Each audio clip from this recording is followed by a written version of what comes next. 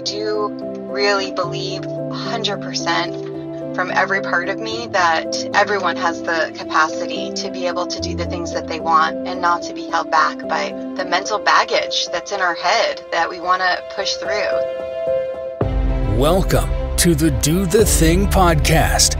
In each episode, we get down and personal with people who go after the things they want to make all their wildest dreams come true. Join us as we unveil and dissect a formula for what it takes to do the thing. Here is your host, Stacey Lauren. Hey everyone, welcome to the Do the Thing podcast. This is your host, Stacey Lauren. Well, today is fun because I recently met Paul when I went to a Toastmasters meeting, and funny enough, his speech that he had to give the day that I was there was exactly timely with the thing that I'm working on right now, which has been mindset and the power of mindset. It's kind of what I've been saying I think it's been the last few weeks, is just everything that I've been wanting is just sort of appearing. And that's what happened when I met Paul, is as he's giving his presentation, I'm just in awe of the synchronicity of the exact thing I'm working on is the exact thing he's speaking to. So I asked him immediately after if I could have him on the podcast. And it's funny, he's also working on something new with a podcast challenge that he's doing for himself. And so just lots of similarities. So I'm excited to, and I forgot to mention, he's also even just joined our dating challenge. So wanted to welcome Paul to the show. Hello. Hi, Stacey. Thank you. How are you? I'm doing really good. Thank you for asking. How are you doing? I am great. I am so excited to get a chance to talk to you. Well, I really appreciate this opportunity. This is going to be a lot of fun. Well, why don't we start off and have you tell the listeners more about you and your story? Okay. So, I'll begin right after high school. I'll try to keep it succinct. After high school, I joined the U.S. Marines, and I spent 4 years in the Marine Corps with Bravo Company 3rd Assault Amphibian Battalion up at Camp Pendleton. And when I joined young enough to where my mom had to sign my contract, even though I was what we call a delayed entry program, but she had to sign for me because I was 17. And I looked back at my mom, and my mom was worried. I was her only child. And I looked, Mom, what could happen? The Cold War's over. Well, 2 combat deployments later, my mom had to deal with that part. So yes, so I'm trying to be careful with what words I tell, what I was telling my mom after that. But bless her heart, she was very supportive of my decision. And I made a lot of good friends in the Marine Corps and had a couple of good adventures, so to speak. Shortly after that, after I got out of the Marine Corps, back home to Florida, which is where I went to high school at. And shortly after that, I was hired by the U.S. Border Patrol and stationed here in San Diego, California. Spent 7 years with the Border Patrol and left that agency in 2003. And not too long after that, I went into IT, into information technology, and been there ever since. And so right now, my current position is I'm an information assurance manager with Innova Systems in San Diego. And so I do cybersecurity for them. So what had you join Toastmasters? So what made me join Toastmasters was I was hired by the city of San Diego in 2015 as their network services manager, contract management for the city. And my ex-wife at the time, because of the position I was in, highly recommended I get into Toastmasters. She goes, you need to be more confident in how you speak, because now you're going to be speaking in front of more people and giving presentations and reports. So it was a good move. So I joined Toastmasters probably in the summer of 2015, I believe, and made some really good friends and just really enjoyed it. It really opened up my confidence. It opened up a lot of different avenues for me, and I made some really good friends. And it's funny, there's a topic called table topics, which you have a short amount of time to speak on a topic. In the beginning, I couldn't speak more than like 30 seconds, and I was trying to get out of it. And they kept telling me go on and go on. And eventually I got to the point where now I won't stop. So I actually have to get cut off like a minute and a half, which is a time limit. Yeah, it's so cool. So you're basically, because you've been doing it so long now, you're more and more comfortable, which is getting you to want to do it more and more. You're able to speak to it more. So then you're almost going over in time now. That's correct. Yeah, the more you do it, the more you get comfortable with it and the more easy it is to speak on the topic. it's interesting. So I decided today, I'm not announcing, I guess I'm announcing it since I'm going to mention it here, but I'm going to do a challenge sometime probably in February or March, another one. And it's going to be on Do the Thing public speaking.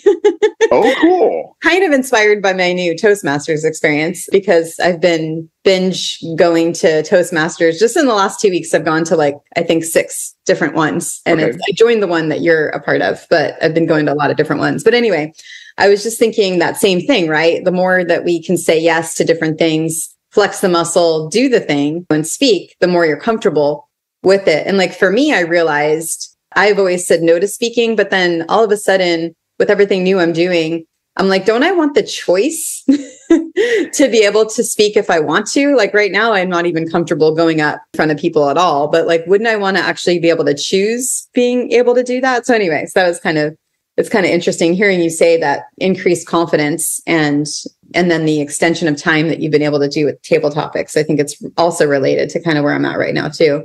I'm looking forward to that challenge. I'd like to hear more about it when we have time. And it's funny because that's people's number one public fear is speaking in public. And so, but again, the more you do it, the more comfortable you become with, and it's just easier to do. So, and I'm not sure what people, and I never really dug into it, never researched it, but I'm not sure why people are afraid to talk in front of groups. I was the same way at one point, but again, doing it more and more has been a lot easier for me to get up.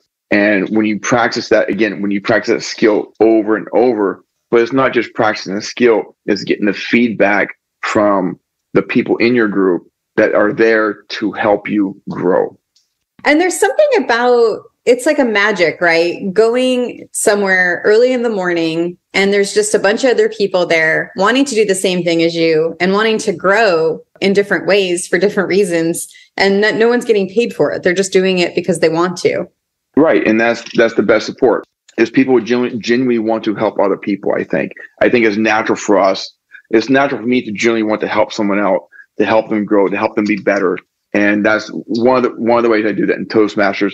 Also, my kids we were very active in Boy Scouts. I did the same thing with the kids in my Boy Scout troop, right? Wanted to help them grow, help them learn, get ready for life, and be the best versions of themselves that they can be.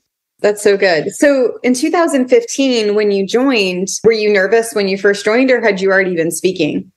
I had done a couple of speeches, but mainly in college, nothing on a more consistent level as I do with Toastmasters. So I was a bit nervous going in there, mainly because new group of people, right, didn't know who they were. And I have a tendency that when I get involved in new groups, I kind of step back a little bit and observe the group a little bit before I kind of jump in. And so it did take me, I did warm up to it, but the good thing about Toastmasters is they get you're right in the schedule. So as soon as you join, they've got you in the schedule and you're already active with the group going forward, getting stuff done, whether you're an evaluator or a timer or giving a speech or hosting the actual Toastmasters meeting.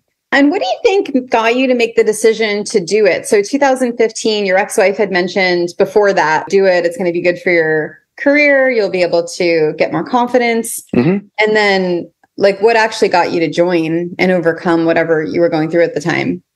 It was safe. It was a safe place to fail. I didn't have to worry about being judged. I didn't have to worry about, it was the safest place I could fail in public speaking and not have to worry. Not that, if you give a speech, no matter how bad you give it in public, it's going to, you're still safe.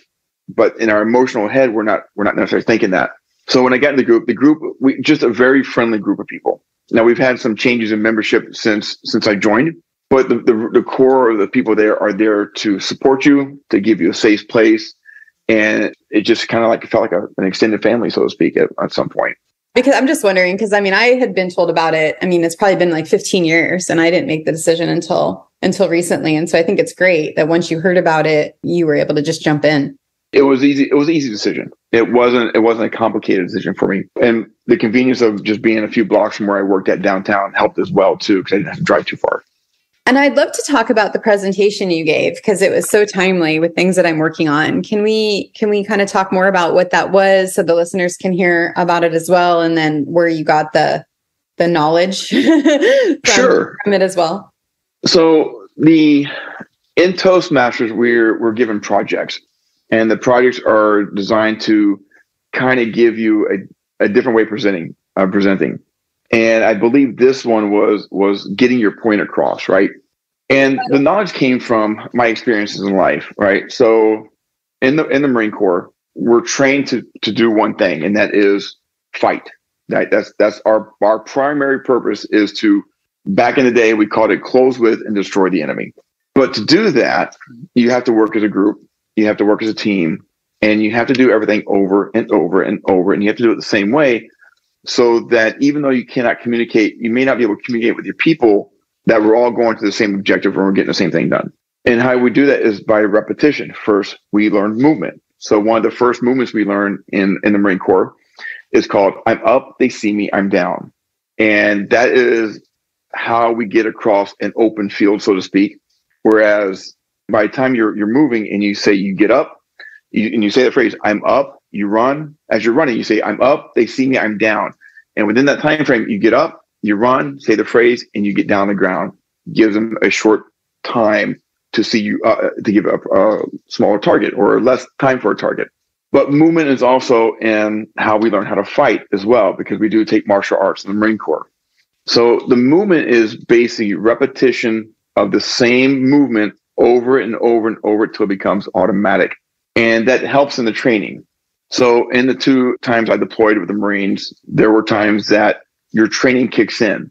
And I was talking to a buddy of mine shortly after one of our deployments, and he goes, if it wasn't for the training, you would not have, a rational person would not be doing what we do by running into a gunfight. But with the training, your automatic nervous system kicks in and you just get it done. So that's kind of where the movement part comes back. And there was a phrase I used in the presentation called, as you train, so shall you fight. So that's why we train the same way over and over and over. And that's kind of the movement part of it. And I recently started taking jujitsu. I go to Alliance Jiu-Jitsu down in San Diego, downtown San Diego, and it's the same thing. We're learning how to grapple. We're learning how to fight. And so we learn the movements and we practice those movements over and over and over, the same movements. And we kind of work ourselves up again, so that when the time comes, if we're sparring or we're in a match with someone, that I can recognize the situation and that movement is going to be automatic for me to kick in and perform that move so that I can get the advantage in the sparring match. And that kind of goes, again, repetition on the movement part. When I was in the U.S. Border Patrol, we spent a lot of time on a pistol range.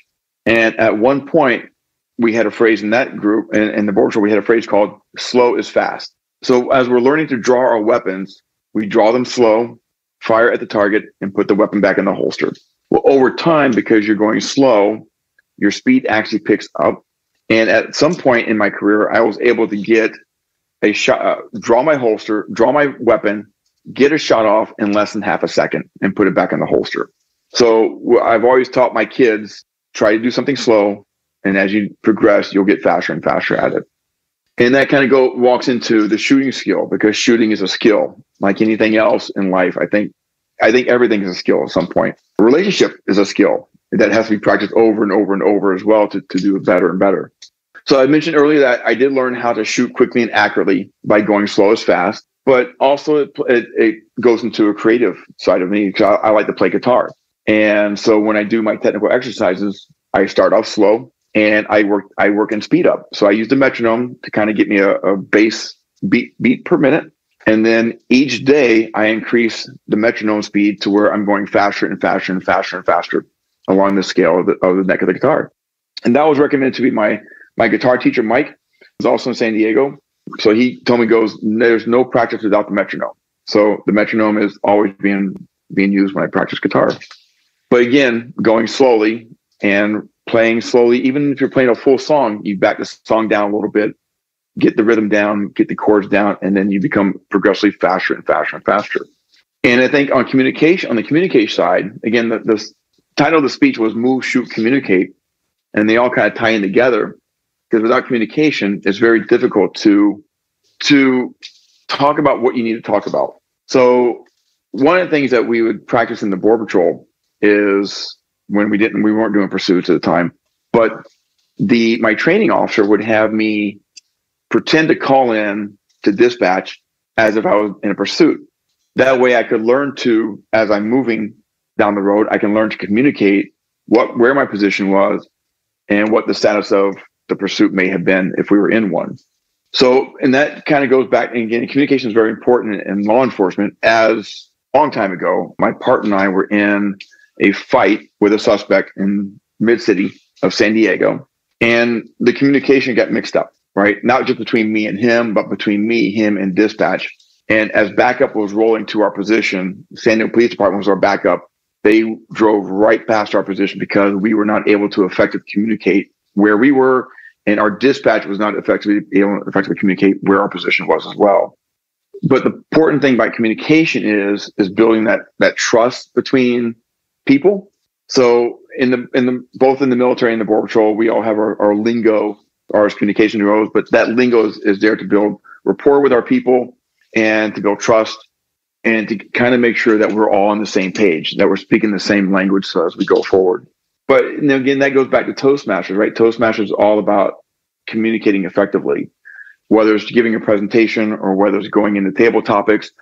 And one of the biggest benefits on the communication side that I've gotten from Toastmasters was giving evaluations, was learning how to give constructive evaluations to people, which also, if you're in a position of management where you have people that work for you, that will also pass down to them so you can effectively communicate how they can be better at their jobs to better serve themselves.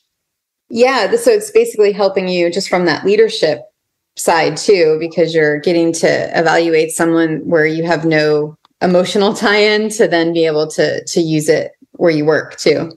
Exactly. And when I had the city, I had a few employees under me at the city, and one employee, his name was Sergio, and we worked really well together. And he'd been with the city for 30 years. And I gave him his first review after being a Toastmaster for about 6 months. And his comment to me was, that's one of the best evaluations I ever received. So again, it's just going through and learning how to communicate properly and making sure you build that trust and that rapport with the people that you're working with or that you have a relationship with. And that relationship could be anything. I don't think people realize just how valuable constructive feedback is to the person. I remember I owned a staffing company before I was doing all this stuff, and we would give coaching to the employees. And I remember them saying they had never gotten coaching before in their lives. They were either just fired automatically or they just kept doing their job, even though it wasn't to the best. So it's interesting how lacking that is, I think, in our culture. No, you're right. It is. And it's a skill, right? That has to be learned, repeated, improved on, and then you do it again. It goes back to muscle memory. If you're going to give constructive feedback, it's an art, it's a skill. So the more you do it, the better you get at it. But it also, you need feedback on it as well to make sure that whoever you're giving that constructive feedback to, whether it's your partner, business partner, employee, ask them for their feedback. How did it go? What can I do better? Feedback goes both ways.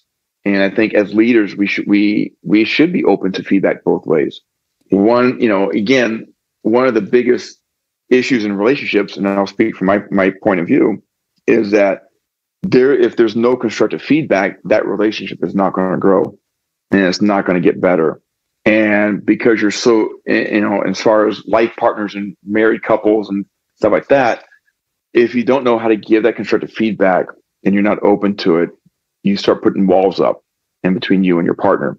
And that's kind of where learning how to give constructive feedback is so important in a relationship, to make sure that your feelings still may get hurt, but it's going to be how you deal with how you deal with it and how constructive you deal with it. And I'm curious, do you have a framework for how you give constructive feedback now that you've been doing it so much between Toastmasters, your job, and other things that you're doing? I do. There's something called the sandwich technique. And what it is if I need to give constructive feedback or critical feedback to someone, I want to sandwich that constructive feedback in between two positives. So I'll say something positive about I'll use Toastmasters as an example. Something positive about the speech. I'll say a way to improve on the speech, and I'll close it out with something positive about the speech as well. There is on top of that, for every, and I've heard different ratios on this one, but the one ratio that sticks in my mind is for every one negative criticism, you have to give 3 positive reinforcements. So, and I've heard ratios between 3 to 1, 5 to 1, 20 to 1 if you're a couple. So I've heard different feedbacks, but I do on the Toastmasters one, I'll stick with a 3 to 1. And if I can identify 2 to 3 constructive feedback ways that they can improve, I'll make sure I sandwich that into six positive reinforcements on their speech alone. So that's kind of the framework I use when I give feedback. Also, when I give feedback to employees as well. And so we were talking about the mindset of repetition, and I wanted to kind of talk through that phrase you said again, because it is really impactful, I think. So the first word being move, and you sort of related it back from the Marines to the U.S. Border Patrol to even Jiu-Jitsu, and then Toastmasters and guitar. So I think it's kind of cool where you have this through line now of this message that you have all throughout. And that's basically, from my understanding, that's you being able to do movements and doing them so much repetitively that it becomes from your subconscious doing it. Kind of like when you're driving, you don't know, although that's a bad example because no one's supposed to be doing that. But that's basically what that is, where you're repeating it so much. So it's almost at that unconscious level that you're making it happen. Yes. And it's not just about movement, right? It's also about everything that we do in life. So if I'm in a relationship or if I'm being grateful, right, I have to show gratitude, but gratitude translate into movement. I still have to do gratitude every day. I have to do it three times a day, 3 gratitude statements a day. And I have to do that every day to get in that habit. Right. And so I can't remember the ratio is now. I think it's like 20. Is it 21 days to get a habit set in stone? Yeah. And I've heard it might be a little bit longer than that too. But if I miss a day, so let's say I do Monday, I do Tuesday, Wednesday, I kind of wake up late. I don't do it. Well, I'm kind of out of my sync, and I may skip Thursday too. Well, now I got to get back into it. And I'm kind of all starting from scratch. So movement is also about discipline, and is doing it every day, doing your gratitude every day. I also do gratitude walks once a week. So I make sure I get out, turn my phone off, no headphones, and I just go walk somewhere in San Diego for about 30, 40 minutes. So but you have to do it every day. And again, same thing in relationships. You have to do the same thing, acts of kindness, show words of support, words of encouragement every day to your partner to get into that habit so that you don't miss a day. And I just finished a book called 8 Dates. And they kind of went into that, whereas it is a 5 to 1 ratio. It sounds like on couples who are solid, who are good. If the couple's not doing good, it's a 20 to 1 ratio, right? So that means I have to do, on a good relationship, I have to do 5 positive things a day for my partner to keep the relationship healthy, right? Again, are we all going to hit that? Probably not. But again, repetition. And that goes back into the movement. The more I do something over and over and over, the better I become at it and more autonomous it becomes. And then you mentioned a gratitude walk. What does that look like to you? So a gratitude walk I started that in a leadership program I started back in May. And the gratitude walk is just me. I'll just go pick an area of San Diego. I try to pick different areas in San Diego. And I turn my phone, I silence my phone, and I just walk. And I listen, I kind of take in the area, what area I'm at. And I just kind of walk and think about where I'm at in my life, what I did the past week, reflect on it, and just kind of let nature kind of absorb myself into it. And again, movement, keeping my body moving, and just appreciate where I'm at in life. That's pretty much what it is. It's just being grateful that I'm in the position I'm at in my life, and life is good. And then you mentioned the second one was shoot. Can you explain that a little bit more? Shooting is mainly based on a skill. Let's take a skill and give me a skill that you're working on right now. Public speaking. Okay, public speaking. So it's a skill. And when you do it, one of the things if I evaluate one of your speeches, but I'm sure I will at one point, or I'll give you feedback on it. One of the things I'm going to always give feedback on is if you think you're going slow, go slower. Because it helps you articulate more and stuff like that. But like anything, shooting is a skill, is a perishable skill. Public speaking is a skill as well. And so the more as you practice that skill, you become better and better and better. And again, skills playing guitar is a skill. Playing piano is a skill.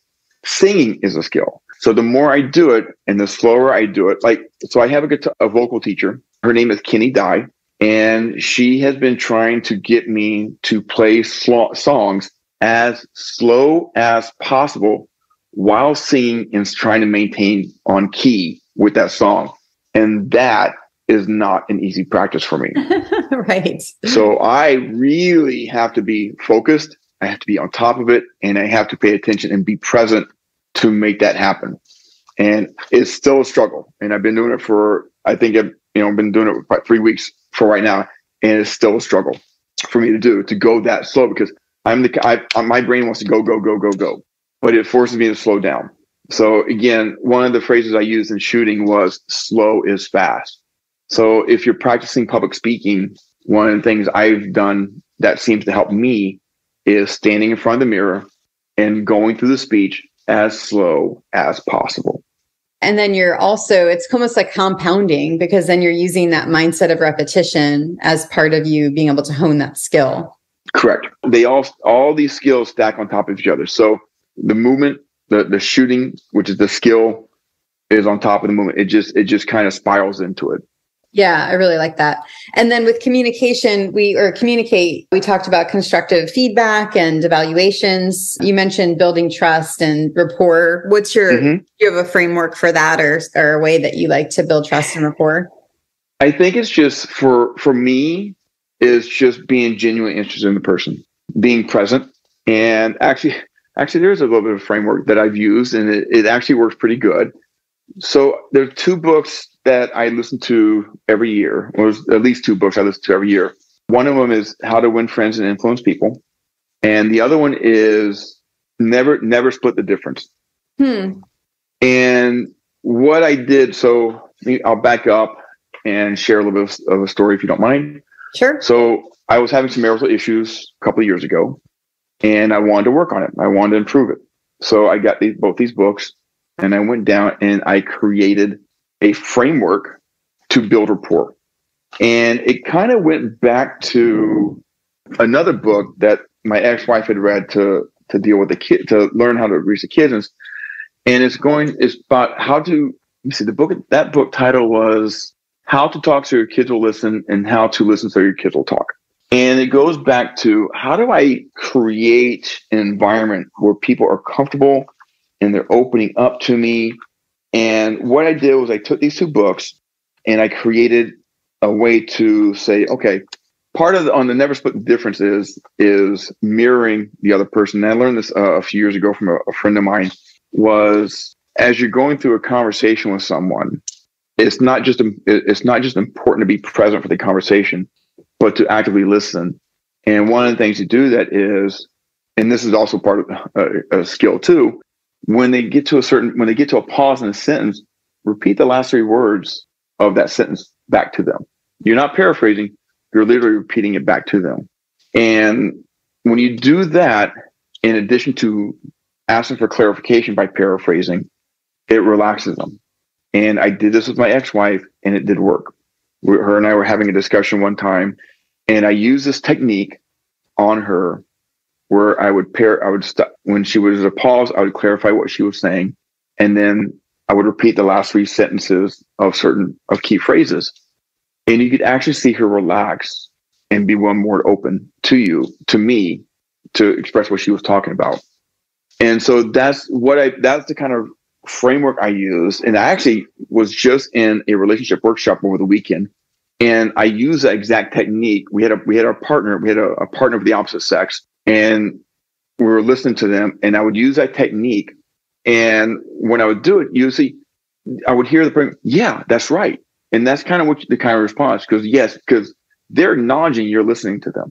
And that's kind of the framework that I took from both those books to better communicate with people. Yeah. And then you're making people feel seen, when I think that's one of the hardest things that we have, right? Is someone seeing us for who we are.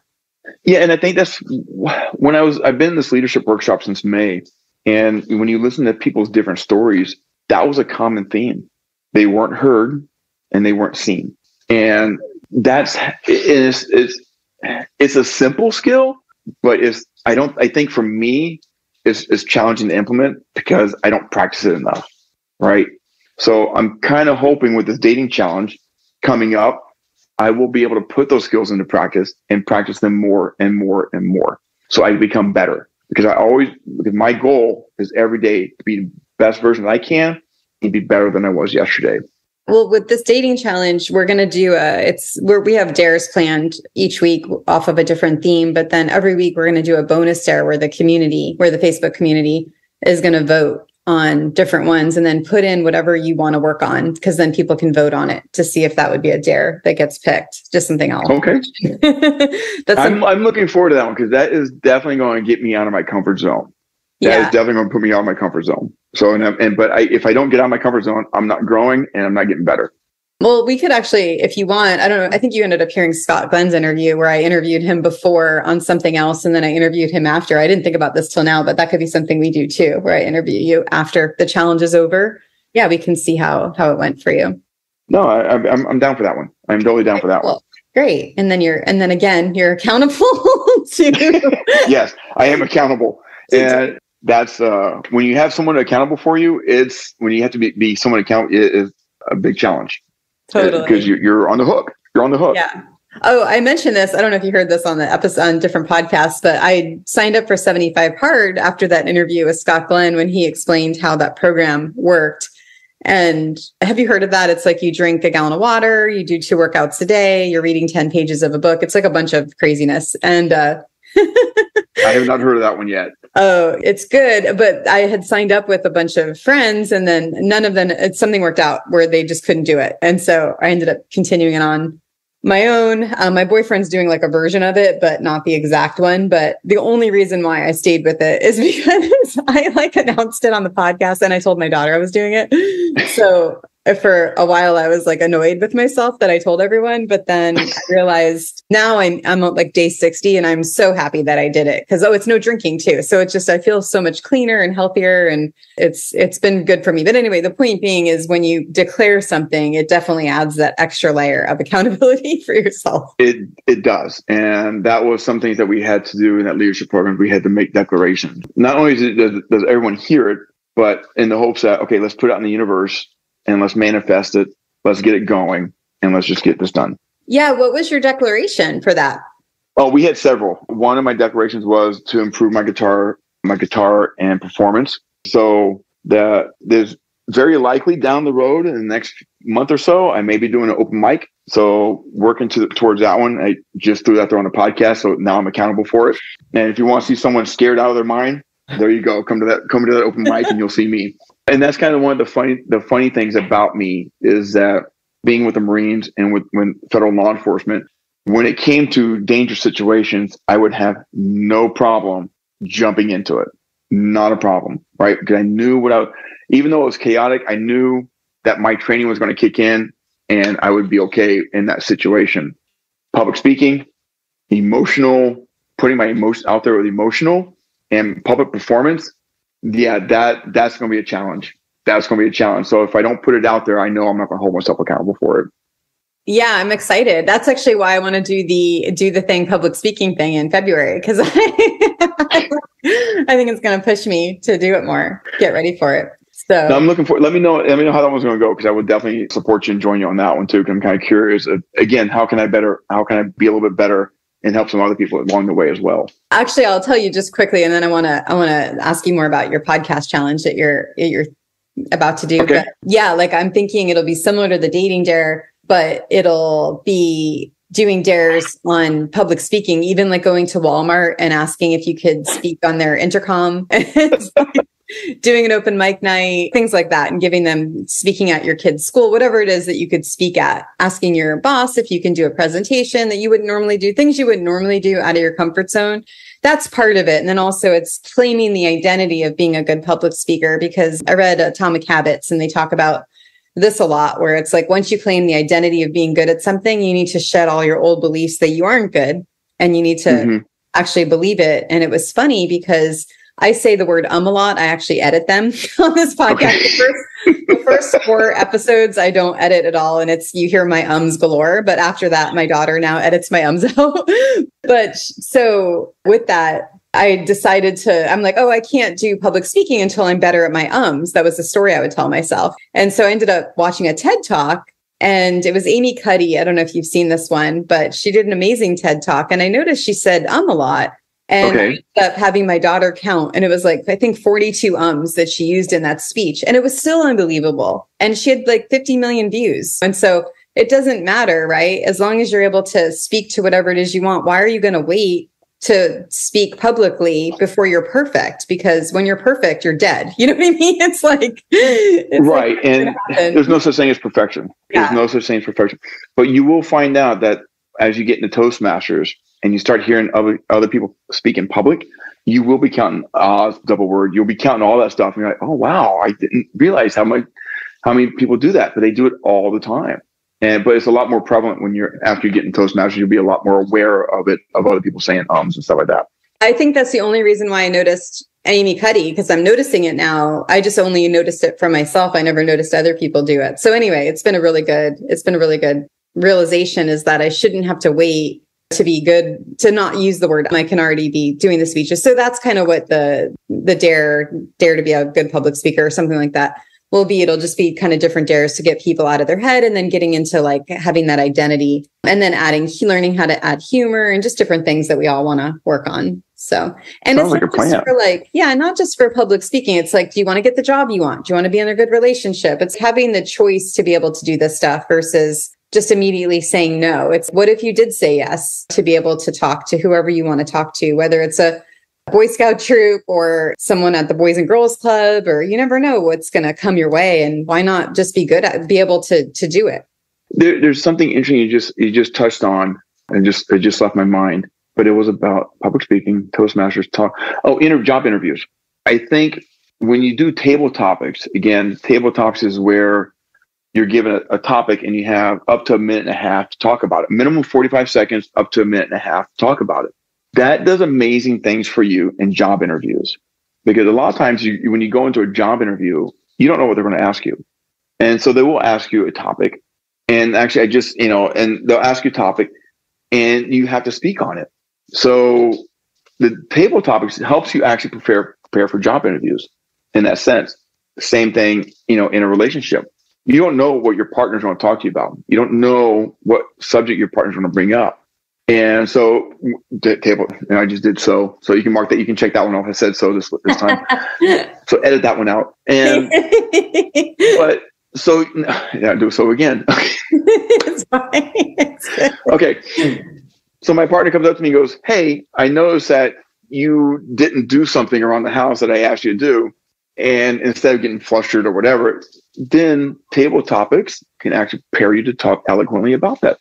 And not that you're going to not take ownership for not doing what you're supposed to do, but again, your communication's better.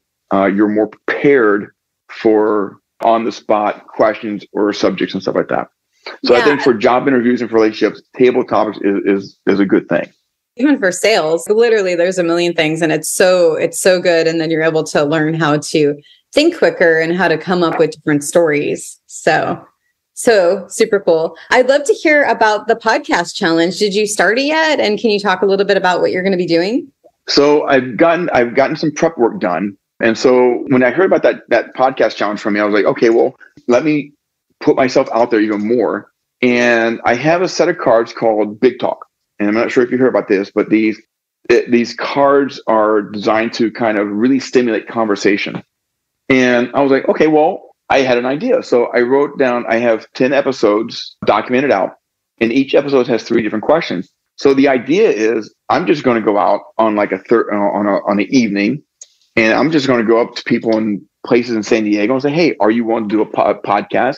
I just want to ask you 3 questions and just have a conversation around those 3 questions.